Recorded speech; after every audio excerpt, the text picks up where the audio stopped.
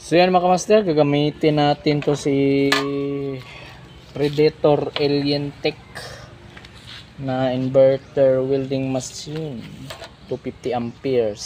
So ayan, ito yung gagamitin natin kasi napakabigat ni Lotus at doon tayo sa itaas, magdudugtong tayo ng parlins. So tara mga kamaster, i-test natin to si Alien Tech.